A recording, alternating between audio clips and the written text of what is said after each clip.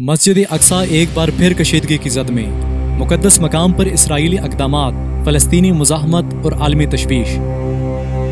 مسجد اقصی صرف پتھروں کی عمارت نہیں بلکہ مسلمانوں کے ایمان کا مرکز اور فلسطینی مزاحمت کی روح۔ ایک بار پھر اس مقدس مقام پر سیاسی، مذہبی اور عسکری کشمکش نے سر اٹھا لیا ہے۔ مسجد اقصی جو یروشلم کے پرانے شہر میں واقع ہے، مسلمانوں کا تیسرا مقدس ترین مقام ہے۔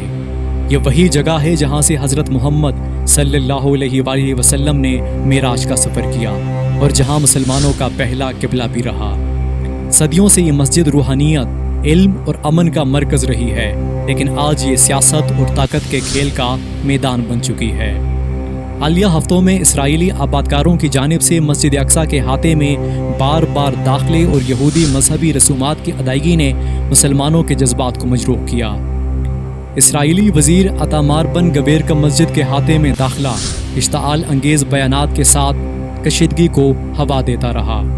رمضان کے دوران اسرائیلی فورسز کے نمازیوں پر آنسو گیس، ربڑ کی گولیاں اور گرفتاریوں کا استعمال عالمی سطح پر تنقید کا نشانہ بنا۔ اقوام متحدہ، OIC، اردن، ترکی اور سعودی عرب سمیت متعدد ممالک نے اسرائیلی اقدامات کی مذمت کی ہے۔ ویٹیکن سمیت عیسائی دنیا کے نمائندوں نے بھی مقدس مقامات کی حرمت پر زور دیا ہے۔ فلسطینی اتھارٹی نے اسے مذہبی جنگ کو ہوا دینے کی کوشش قرار دیا ہے۔ کچھ ماہرین کا کہنا ہے کہ اسرائیل کی یہ پالیسیاں اسٹیٹس کو توڑنے کی کوششیں ہیں، جس کے تحت مسجد اقصی صرف مسلمانوں کی عبادت گاہ رہے گی۔ سیاسی مبصرین اسے اسرائیلی حکومت کی شدت پسند اتحادی جماعتوں کو خوش کرنے کا ہتھکنڈہ بھی قرار دیتے ہیں۔ مسجد اقصی جہاں اذانوں کی گونج امن کی صدا بننی چاہیے، وہاں آنسو گیس اور گولیوں کی آوازیں سنائی دے رہی ہیں۔